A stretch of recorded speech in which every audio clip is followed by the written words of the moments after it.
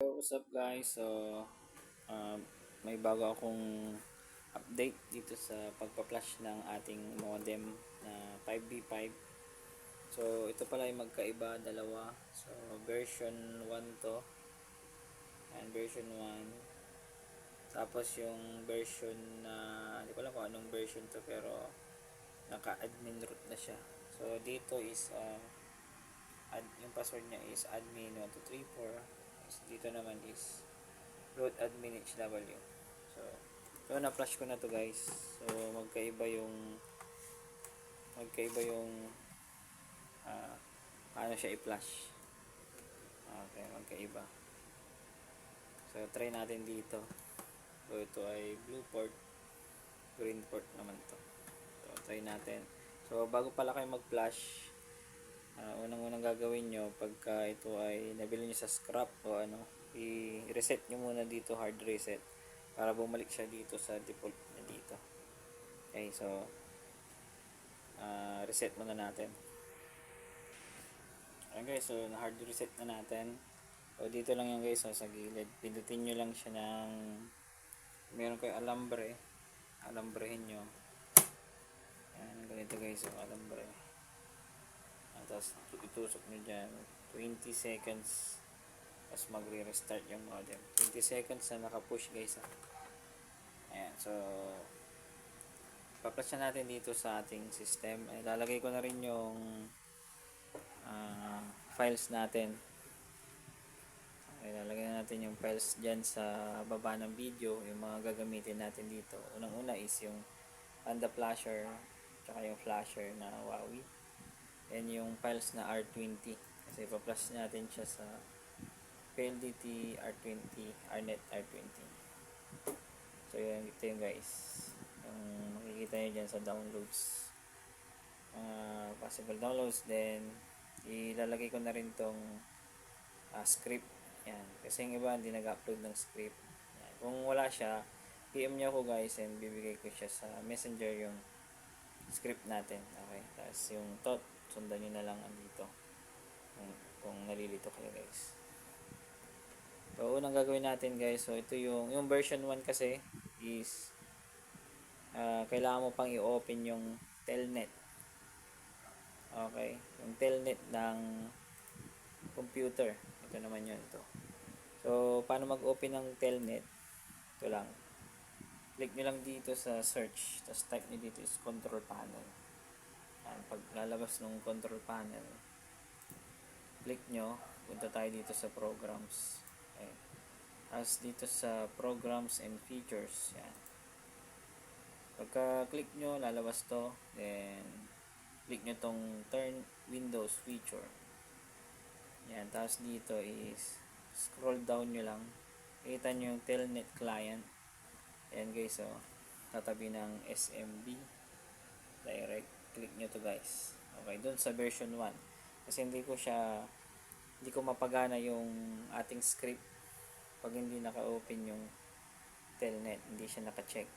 So check nyo yan, then okay. So itatry ko dito sa hindi siya version 1, try ko kung hindi naka-open, kung gagana yung Panda Flasher natin. Okay, wait lang guys, i-connect ko lang yung UTP cable. Okay guys, nakunik ko na yung UTP cable dito sa LAN 4, kasi gagawin kong upstream itong LAN 1. Okay, medyo nakita nyo guys, marumi. So lilinisan pa natin. Dito na tayo sa screen. Punta tayo sa change adapter setting. Kung hindi nyo alam yung change adapter setting, dito lang guys. Kita nyo itong bilog na to. Right click, open, tapos lalabas yan. Pagkalabas, click nyo yung change adapter setting. Makikita nyo naka network 12 guys, yan. So click natin yan, right click, properties, alisin natin yan sa hindi pala yan. So lalabas yung internet protocol version 4. Click nyo yan, double click nyo yan guys. Tapos ilagay natin siya sa obtain IP address. I-okay natin. Okay. Yan. So identifying So,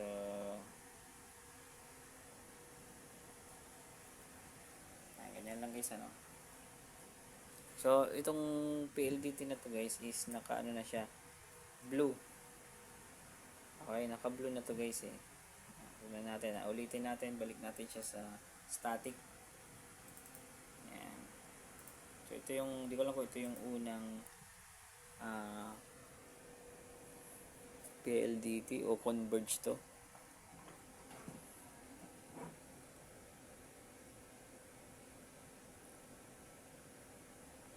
Hindi.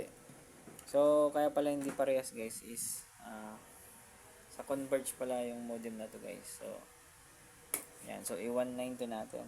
Dali lang guys ha. Guys, nilagay ko na sa static yung dati is 192.168.100.2. Tab nyo lang, lalabas agad yung 255, then 192.168.100.1. So, okay lang natin yan. So, lalabas yung 12. So, punta tayo sa, mag-open tayo ng browser. Type natin dito sa IP address yung 192.168.100.1. So, ito yung blue. Converge ito guys ha. Ayan o. Naka-blue na siya agad. So, papasukin natin yung kanyang telecom admin. O yung ano na lang niya. Telecom admin to eh. Guys ha. So, telecom admin telecom din to. So, converge to guys. So, thanks natin. Exit. So, ito ay tingnan natin yung information system kung RNet. Yan, RNet 20, RNet 19. So, dito yan na naka-GPON. Okay. Yan, so naka-version RO19. Then, naka-ano pa siya, custom info. Yan, Converge ICT. So, alisin natin yan guys. Ipo-flash natin yung dating laman niya. Okay. So, logout na natin to.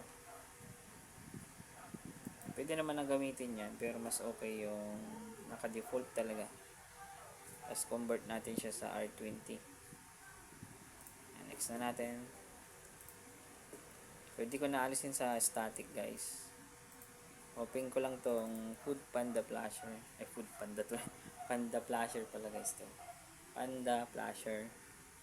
Lagay natin siya sa flash. Then, lagay natin yung browser. Ano, R20 ipon.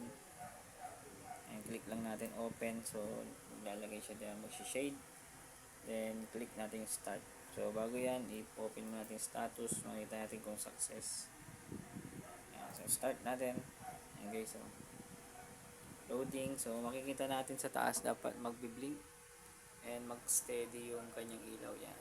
So, blinking siya ng 5 or 6 seconds, then mag-stop siya. So, alabas dito is success. So, pagka success niya, magbilang kayo ng 20 seconds o 30 seconds. Then, alisin nyo sa yan, plug nyo dito. Yan, plug nyo lang. Once na na-unplug na guys, i-off natin itong flasher natin. Ayan, so naka-off na, balik natin yung power. Ayan, mag-isa lang, wala akong tagahawak. Ayan, so ito pala ay sa pula, and ito yung sa Convi. Ayan, magkaiba pala, pero makita nyo rin yung kakaiba niya. So, kung gusto nyo makita yung video tutorial nitong version 1, pag makakuha ko ulit ng version 1 na PLDT, gagawin ko siya ng video kasi naka-flash na to guys eh. So, mas maganda kung yung hindi pa siya naka-flash para mas masundan nyo. Pero same lang yung process. Ang ano lang dun guys is close na natin to. Ang unang gagawin nyo kasi guys, basahin nyo na lang yung tot. Open, reset nyo yung modem nyo no, sa default hard reset. After hard reset, open nyo yung PC nyo. Dapat naka-check na yung telnet. Okay, pagka naka-check na yun, try nyo pasukin yung ito yung browser, yung 192.168, yung sa PLDT slash HTML, lalabas yung portal ng PLDT. Kung lumabas siya, so naka PLDT pa siya. So next na gawin nyo, X nyo yun, open nyo yung Panda Flash, then version 5 natin. Yan, click nyo lang yung version 5, then flash nyo. So magsa-success yun. After ng success, off nyo yung modem, i-close nyo yung Panda, tapos open. After open, hindi pa yung tapos. So yung pina-download ko sa inyo na yung script, click nyo yan, maglo-loading. After ng loading nya, magre-restart yung modem. Pag-restart ng modem, hindi pa yung tapos na kasi naka R19 pa yun. Flash nyo ulit dito sa Panda yung flash na, yung file natin niya R20. So after nun, okay na. So dito na tayo, balik tayo dahil okay na yung ating so balik tayo dito sa browse, type natin ulit yung 192. So hindi nyo to maano pag hindi nyo siya static guys. Yan natin kung yan, naka blue frame pa rin, telecom admin pa rin to. Yan guys, ayan. So exit natin. So dito tayo sa information. Nakita nyo kanina, di ba, naka siya, naka-convert sa ICT. Yan, so same. So naka R20 na siya guys. Ayun, R19 pa rin. Hindi siya napalitan ng files na R20. Pero okay lang dahil bumalik siya sa common. Ang info niya. Yan, common. Pero na-flash natin siya sa R20 kaso nga hindi siya pumasok. Pero okay na yan, at least magagamit na natin. So kung gagawin nyo siyang AP, punta lang kayo sa Home, Advanced. After ng Advanced, lagay nyo sa 1 connection. Ito yung sa taas, 1. Tapos gawa kayo ng new, lagay nyo siya sa IPv4 bridge, then alisin nyo yung VLAN. Pero kung gusto nyo mag-VLAN, kung VLAN 22, VLAN 13, depende yan eh. So click nyo kung VLAN dito, copy from IP address. Pero dahil hindi tayo mag-VLAN, yan, AP mode lang eh. So 2.4 tsaka 5G, play natin. Yan, so okay na. Tapos punta tayo naman sa LAN. Ito sa LAN ay gagawin natin upstream yung 1. So click lang natin yung LAN 2 and 3, 4, apply. After applying, LAN host naman tayo. Ayan, na-check nyo. Wala, LAN host na yung susunod sa baba niya. Ayan, LAN host. Uncheck natin tong dalawang blue. Ayan, so apply natin. Ayan, next is DHP server. Alisin natin yung check ng tatlong to. Then apply ulit. Sa static, okay na yan. Para mawala na yung ating blinking red dyan. Yan yung blinking red. Ito na tayo sa upstream.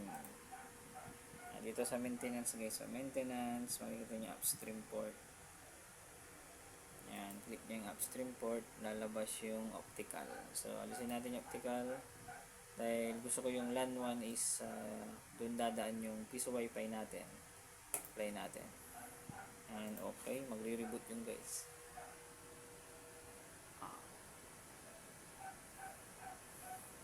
Rebooting. After ng rebooting, hindi na iilaw yung red niya guys. So dito na natin ipapasok yung sa piso wifi natin dito sa LAN. Ayan.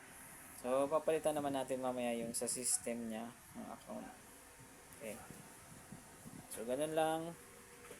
Update ko kayo dun sa version 1 ng PLDT modem 5v5 yung proper, pero lalagay ko pa rin sa dyan sa text yung paano siya sundan.